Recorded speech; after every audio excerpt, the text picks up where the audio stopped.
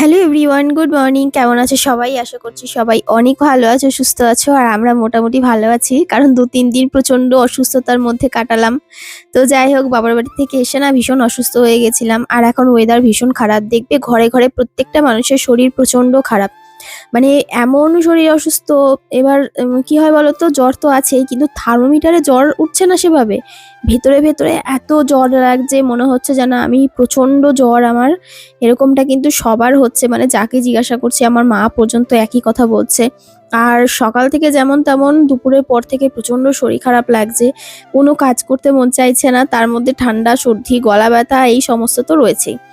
তো আমার না সত্যি কথা ভালো লাগে না, আমার শরীর অসুস্থ হলে আমি ভীষণ পরিমাণে মানে ভীষণ কষ্ট পাই। আমি নিজেই কাঁদি আর বলি কি, আমাকে ঠিক করে দাও, আমি রান্না-বান্না করব, সংসারের কাজ করব, এই সমস্ত আমার ভালো লাগে। আমার শরীর খারাপ হয়ে শুয়ে থাকতে একদম ভালো লাগে না।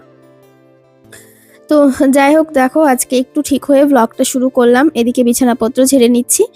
আর মানে ওই ছোট বিছানাটা ঝেড়ে নিলাম। আর আমাদের বড় ঘরের বিছানা মোটামুটি ঝাড়া হয়ে গেছে। তবে গলার অবস্থা শুনে বুঝতেই পারছো, গলাটা এখনো পুরোপুরিভাবে ঠিক হয়নি। এখনো এই ওয়েদারের একটু চেঞ্জের জন্য আশা করি সবারই এরকম সমস্যা হচ্ছে। তবে আশা করছি সবার ঠিক হয়ে যাবে তাড়াতাড়ি। তো ঘরের বিছানাটা পরিষ্কার করে এবার এই যে ঘরটা সুন্দর করে ঝেড়ে নিচ্ছি। তারপরে টেবিলটা পরিষ্কার করে এক এক করে সমস্ত কাজ এগোবো। তো বাবার বাড়ি থেকে আসার পর থেকে শরীরও খারাপ, আর এমনি কিছুই ভালো লাগছে না। আমি যখন আগের বার মা যখন কথা বলেছিলাম, মায়ের সাথে বলেছিলাম যে আসার জন্য, তো মা বলেছিল যে হ্যাঁ তোরা আয়, তখন যাব। এবার ২ বোনের মধ্যে যেকোনো যারা হোক একজনের বাড়িতে যাব তোদের সাথে। কিন্তু অনেক চেষ্টা করার পরেও মাকে আনতে পারিনি। তো যাই হোক, খারাপ লাগছিল এজন্য যে মা কেন আসলো না। আর তোমাদের মধ্যেই দেখলাম আমাকে, মানে এটা আজকে নয়, এটা বরাবরই এই কমেন্টটা আসে। উম সেটা হচ্ছে, আমি বলছি, আগের দিন একটা শর্ট ভিডিও দিয়েছিলাম, দেখবে বাবার বাড়িতে গেছিলাম। তো তখন আমাকে কমেন্ট করেছিল ২-৩ জন যে তুমি এবার তোমার বাড়ির বাবার বাড়ির দোতলাটা করে দাও। তো এরকমভাবে একটা কমেন্ট করেছিলে, তুমি তো ভালো ইনকাম করছো, তুমি নিজের বাড়ির দোতলা করেছো, তুমি এবার তোমার বাড়ির দোতলাটা করে দাও। তো আমি সেই মানুষগুলোকে কিছু কমেন্টের উত্তর, কিছু প্রশ্নের উত্তর দিতে চাই বা বলবো। কিভাবে বলবো আমি জানি না, তবে আমি যতটুকুনি পারবো বলার চেষ্টা করব।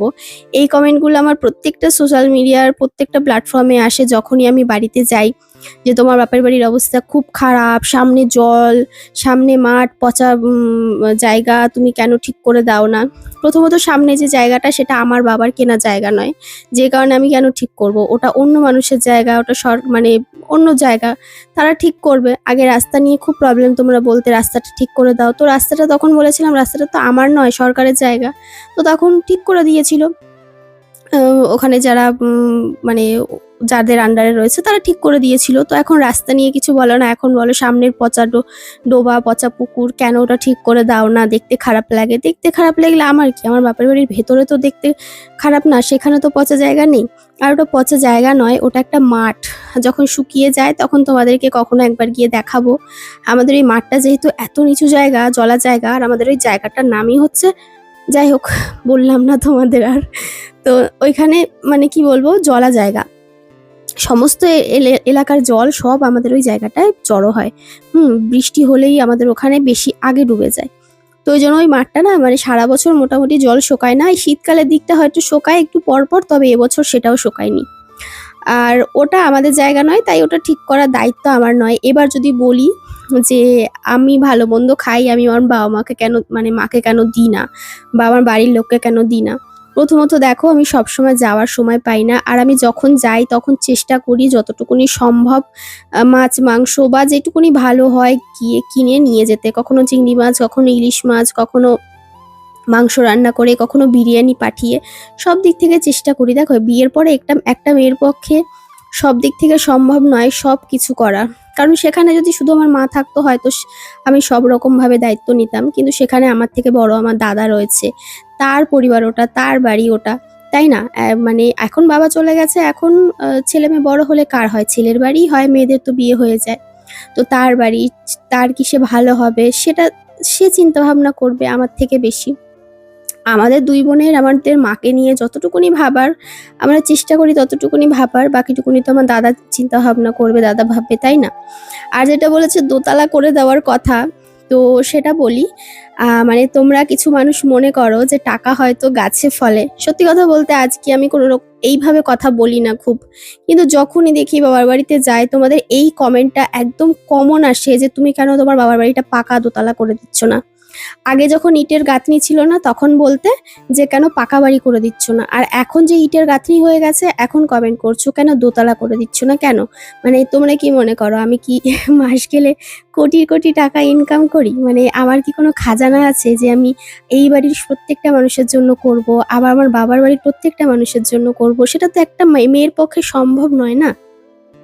আর বিয়ের পরে একটা মেয়ে তার শ্বশুরবাড়ির লোকের জন্য আগে করবে এটাই মানে সবাই চিন্তা ভাবনা করে বা এটাই হয়। তবে এমন নয় যে শ্বশুরবাড়ির সবার জন্য সবসময় করতে হবে বা একটা মেয়েকে সব দিক থেকে করতে হবে। যেহেতু আমার পরিস্থিতিটা একটু অন্যরকম তাই আমার বরের ওষুধপত্র, সংসার খরচা সবকিছু আমার একটা মেয়ে হয়ে একা করতে হয়, সব দিকে সামলাতে হয়। তো সেই জায়গা থেকে যদি বলো যে বাবার বাড়িতে দোতলা করে দাও তাহলে আমার তো এখন শরীরের মানে অঙ্গ-প্রত্যঙ্গ কি বলবো আর কিছু বলার নেই। মানে কি করে করব আমি জানি না। তোমরা কিভাবে এই কথাটা বলো? আর কি করে বলো যে তারা খারাপ আছে? যথেষ্ট ভালো আছে, আমার দাদা যথেষ্ট ভালো একটা কাজ করে। আর আমার কাজের নিজস্ব ঠিকানা নেই। আমি আজ আছি, কাল হয়তো আমার কাজটা নাও থাকতে পারে। তখন আমি কার কাছে চাইবো? আমি তো কোনোদিনও আজ পর্যন্ত কারো কাছে ২ টো টাকার হেল্প চাইনি। আমি যখন অভাব কষ্টের মধ্যে থেকেছি তখন আমি কেঁদে কষ্ট পেয়ে একা নিজের মতো চুপ করে নিজের কাজ করে গেছি। কই তখনও তো কেউ বলেনি যে আমাকে ২ টাকা হেল্প করুক এসে বা আমাকে একটুখানি এসে সাহায্য করুক। সেটা বড় কথা নয়। জীবনটা যে যার মতোই বাঁচে জানো তো? যার কষ্ট তারই। তো সেই জায়গা থেকে আমি, আমার দিদি, আমার দাদা যতটুকুনি পারি ততটুকুনির মধ্যে আমার মাকে মানে ভালো রাখার চেষ্টা করতে পারি শুধু এইটুকুনি। কারণ বাবা-মায়ের তো ঋণ কখনো শোধ হয় না। আর তাদেরকে আমাদের মতো করে চাইলেও ভালো হয়তো আমরা সেভাবে রেখে উঠতে পারি না। কারণ সেই সামর্থ্য আমাদের থাকে না। তাদের ভালোবাসার কাছে আমাদের মানে ছোট চেষ্টা, স্বল্প চেষ্টা অনেক কম পড়ে যায়। তো এই ধরনের কমেন্ট আমার মনে হয় না করাই ভালো। আমি যতটুকুনি সম্ভব চেষ্টা করি, এবার সব দিক থেকে হয়ে ওঠে না। কারণ ওই যে বললাম, মাস গেলে আমার নিজেরই এত খরচা, আমি কিভাবে কি নিজের সংসার চালাবো সেটা আমি নিজেই জানি না। আমার কাজ চলে গেলে আমাকে হেল্প করার মতো কেউ থাকবে না। তখন আমাকে ভাবতে হবে যে আমি কিভাবে বেঁচে খাবো, সবাইকে বাঁচাবো। তো এদিকে দেখো অনেক কথা বলে ফেললাম আজকে। কারণ এই কথাগুলো না যখনই আমি বাবার বাড়িতে যাই, এই কমেন্টগুলো প্রচুর পরিমাণে আসে। মানে কিছু মানুষ ভাবে আমি মাস গেলে হয়তো কোটি, কোটি টাকা ইনকাম করি। আমি চাইলেই ২ টো ৫ টা বাড়ি মানে সেকেন্ডের মধ্যে হাতে তুড়ি দিয়ে দাঁড় করিয়ে নিতে পারবো। তার জন্য খাটতে হয়, তার জন্য অনেক পরিশ্রম করতে হয়। এমনি, এমনি ঘরে বসে কোনো কিছু হয় না। প্রত্যেকটা দিন রাত জেগে আমার যে কষ্ট সেটা শুধুমাত্র তোমরা দেখেছো কিছু মানুষ, আর যারা ইউটিউবে আমাকে ভালোবেসেছে, যারা আমার এই ফ্যামিলিতে তারা দেখেছে। না হলে এই সাকসেস আমার কোথায়? আমি তো কিছুই পেতাম না জীবনে। সারা জীবন আমাকে কাঁদতে, কাঁদতে কষ্ট পেয়েই চলতে হতো। তাই না? মাস গেলে আমার বরের ওষুধ আসতো না ঘরে, আমার সংসার চলতো না ভালো করে, আমার মেয়ে ভালো স্কুলে পড়তে পারতো না। কোনো দিকেই তো হতো না। তো দিন শেষে সবার কিন্তু নিজেরটাই ভাবে। তার মাঝখানে আমরা চেষ্টা করি নিজেরটা গুছিয়ে বা নিজেরটা যেটুকুনি গুছিয়ে ঠিকই নয়, নিজের মানুষগুলোকে একটু ভালো রেখে তারপরে আর বাদবাকি সবাইকে ভালো রাখার চেষ্টা, এইটুকুনি। হয়তো সেখানে আমার দাদা না থাকলে আমি আর আমার দিদি সব দিক থেকেই চেষ্টা করতাম। কিন্তু সেখানে আমার দাদা আছে, সে চিন্তা করবে। তার চিন্তাটা আগে। তারপরে সে যখন পারছে না যে ঠিক আছে, তখন হয়তো আমরা তার পাশে গিয়ে দাঁড়াতে পারি। তো সেই জায়গা থেকে অনেক থাকতো হয়তো অনেক দিতে পারতাম। কিন্তু অনেক তো নেই। তাই অনেক দেওয়া তো সম্ভব নয় চাইলেও, তাই না? চলো এইটুকুনি কথা বলেই আজকে এখানে শেষ করলাম। জানি না কাকে কতটুকুনি বোঝাতে পারলাম।